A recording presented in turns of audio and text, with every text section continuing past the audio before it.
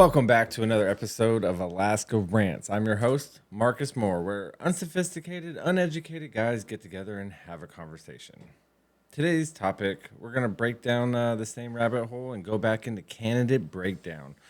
We're going to be digging into the unknown, the uncared about races of Alaska's Senate seats.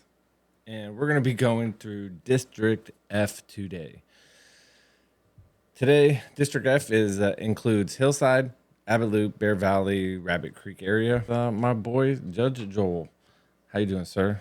Not too bad. We're going to have a good night tonight. Excited for the podcast. What's up, everybody? Howdy, howdy. All right, so let's get back into the importance of voting in the context of Anchorage, Alaska, and politics on a candidate profile. The first candidate we're going to talk about is Harold Borbridge. What do we got here? That's not Harold Borbridge. I'm horrible with names. We're going to get this done. I'm going to call him Borbridge. Borbridge, right? Harold Borbridge. Borbridge. He's a Republican candidate. I like that name. He's running for Senate seat District F. Borbridge is a new face in the political arena, although details about his education, his background, his personal experiences are very limited. We know that he's deeply involved in different community services around here in Anchorage. He's got a historical background in the community, professional involvement in Anchorage. Sounds like he's been in the private sector his whole life, which means he's a man possibly of means or of value, unlike the majority of the public servants that have done nothing but government work their entire life. That's my immediate take off of this. Yeah, the fact that he doesn't have a lot of history. There's a reason I put that in there, but I can't remember what he's, a little bit more Alaskan, in my opinion. Most Alaskans don't tell the government about everything that they do all the time, so I don't hold that against him, really. No, not if you're going to come out and do the right thing and you got a deep care of Alaska, right? And you want to make a difference and change, why not? Yep. That's obviously his first campaign to public office. Throwing his name in the hat. Yep. He's doesn't have a long political resume, but he's committed to public safety, community growth, and could resonate with voters on a focus on practical local issues. However, he's going to have to work harder to make a name for himself because I searched all social media, all of it's scrubbed, All of it, huh? right? You can't find, that's just, everybody's like that though. Before they went into social media, into office, right? They had one social profile, and then when they go and put their hat in the race, they scrub their media. Scrub is gone. I'll say this: I'm a big fan of the citizen legislature. I think that more citizens should step up to bat, and I think that has a lot of credit just in itself. Yeah, I'm trying to think of so.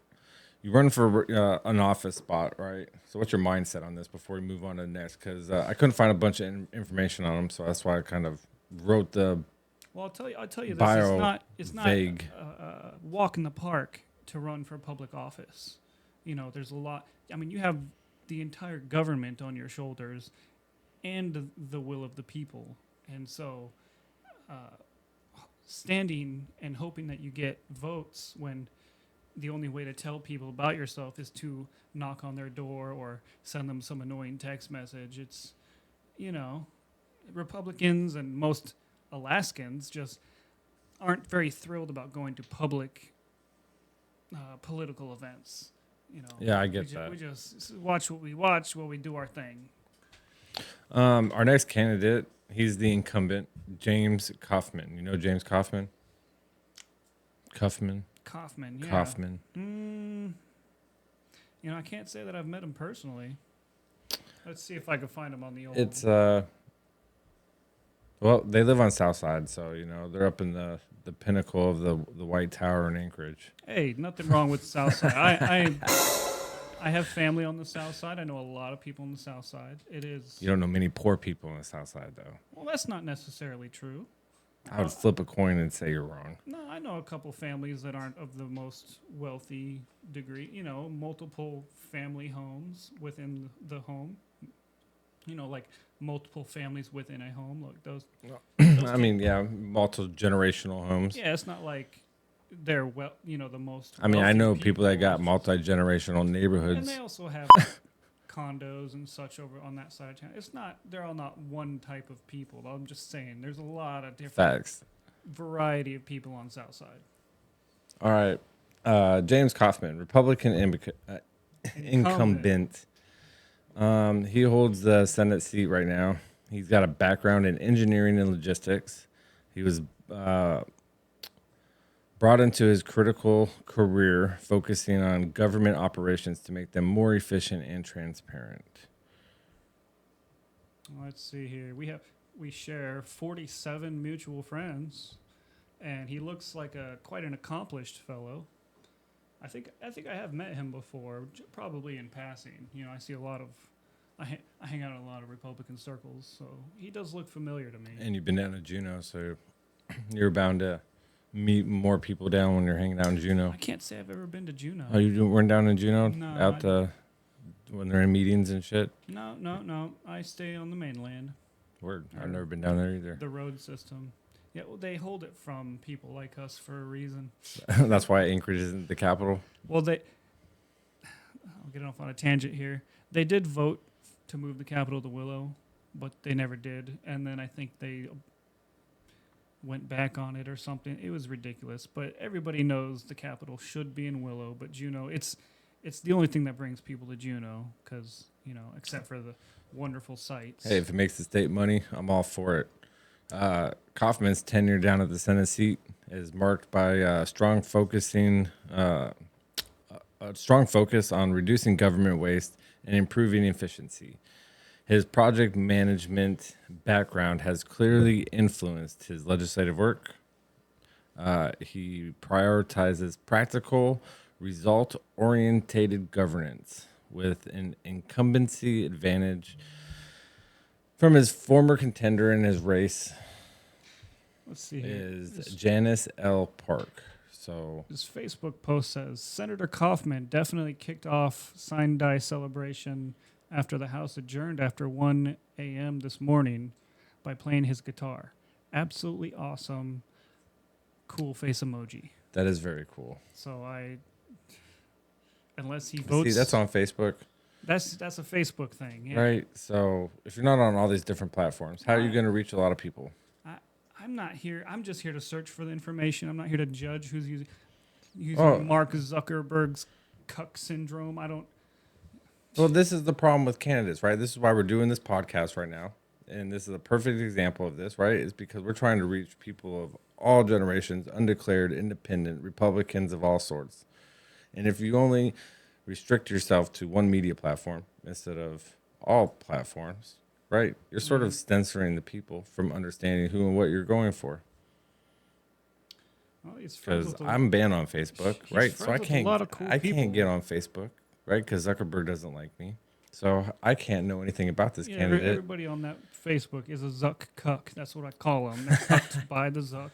Everybody know they're selling their data, and you don't get nothing for it. And it's just like the weirdest thing. And it's the craziest thing to me. Like all the right wing people in Anchorage are on Facebook, and all the left wing people are on Twitter. And I'm like, yo, Elon owns Twitter, and Zuckerberg owns Facebook. And I'm like, these people are just like the exact reverse of what you think they should be. But the social media gets them in this grip.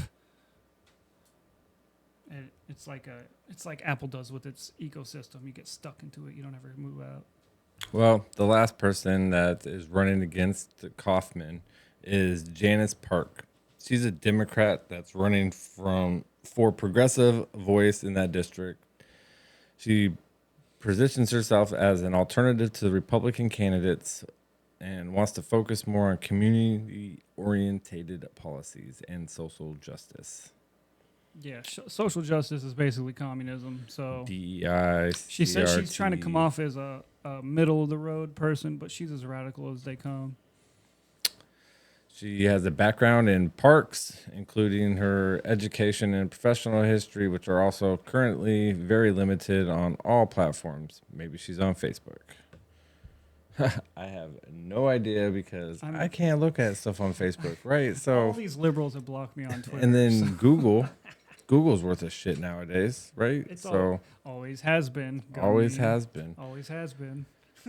This is also her first campaign for a state Senate seat. So we got two challengers to the incumbent that both are first time running for public office and both have no history against their incumbent. Looks like she's the former owner at the water store, so she sells water. Word. Giving the people that H2O.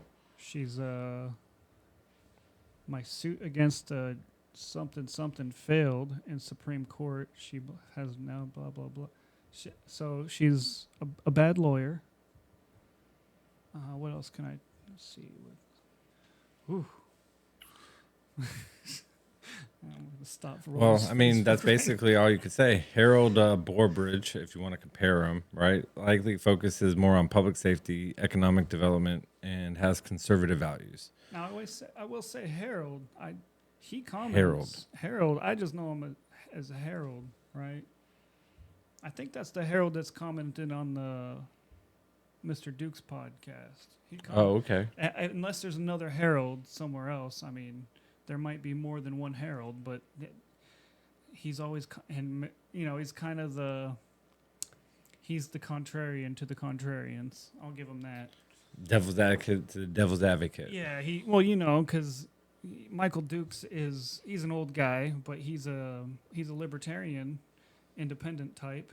Although he does say he's probably going to vote for Trump. So I watch him, and he's pretty unbiased. So that's why he gets all the politicians on his show. And, yep. I feel it. But I watch it. But he's always talking to Harold because Harold is leaving some off-color remarks here and there. I don't know off-color, but just off-brand for that podcast. Contrarian to the contrarians, who are the libertarians and the conservatives and the. Then you got James Kaufman. He's going to emphasize physical responsibility, government efficiency, and continue his conservative physical policies. All these people are fiscal conservatives until they get into office and they realize what kind of power they hold. So it's very important. These races are very important. You think they corrupt people? You get in office and you're corrupted? I mean, there's memes that say small government Republican gets in office and there's like the ring of power and it's like, there's all kind of memes about stuff like that. And so you just take it with a grain of salt. There are people who are actually fighting to conserve the tax dollar, the PFD. Look it up. You can see very clearly who votes for and against the PFD. I don't have to tell people who does it. There's a list. There's memes about this. You just got to go find them. I can post them if you like.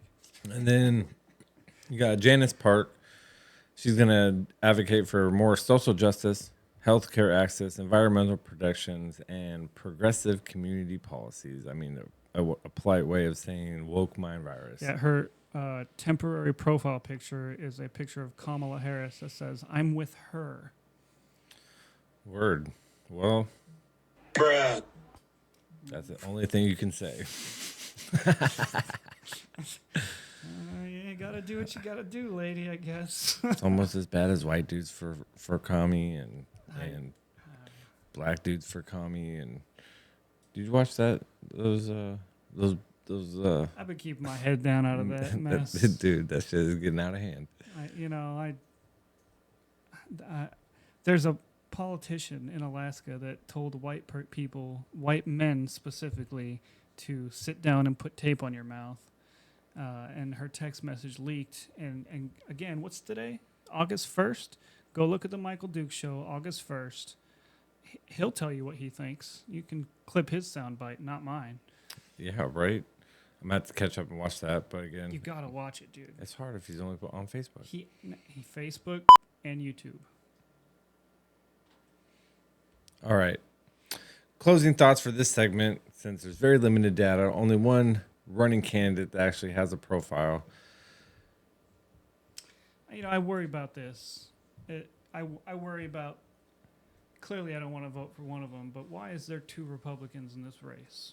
What do I not know about this race? One guy we don't really know. One guy's the incumbent. He looks like a solid guy. Is he a solid guy? Do we know? How do we know? We got to go look at his voting record.